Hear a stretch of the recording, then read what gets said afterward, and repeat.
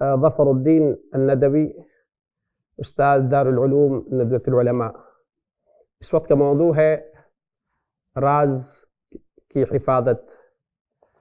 راز کی حفاظت اسلام کے بہت ہی اہم امور میں سے ہے، اور اسی کے لیے نبی پاک علیہ السلام نے فرمایا کہ 3 چیزیں ہیں جو نفاق جس کے اندر پایا گیا تو وہ نفاق کی علامت ہے۔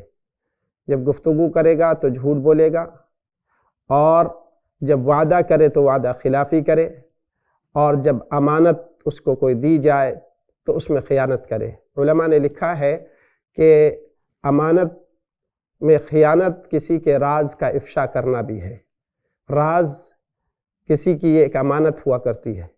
آج کے دور میں جب کہ چاروں طرف سے لوگ موبائلوں کے ذریعے سے، سوشل میڈیا کے ذریعے سے دوسرے لوگوں کے راز کو افشا کر رہے ہیں اور دوسروں تک بلا تحقیق کے پہنچا رہے ہیں، اس زمانے میں بہت ہی اہم ضرورت ہے اس بات کی کہ ہم اور آپ اس بات کا عہد کریں کہ ہم ہر ایک کے راز کو راز رکھیں گے، اس کو دوسروں تک نہیں پہنچائیں گے، اس کا چرچا نہیں کریں گے۔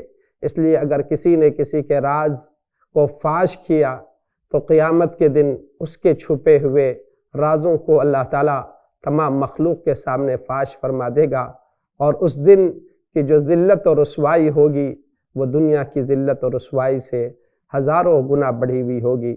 اس لیے میرے عزیزوں، اس وقت اس مختصر سے وقت میں یہی پیغام ہے کہ ہر ایک کی امان کے راز کی حفاظت کریں۔ اللہ تعالیٰ ہمیں اور آپ کو حفاظت کرنے والا بنائے، راز کا افشا نہ کرنے والا بنائے۔ میرے بھائیوں، آج کا یہی پیغام ہے۔ اللہ تعالیٰ ہمیں اور آپ کو کہنے سننے سے زیادہ عمل کی توفیق نصیب فرمائے۔ السلام علیکم ورحمۃ اللہ وبرکاتہ۔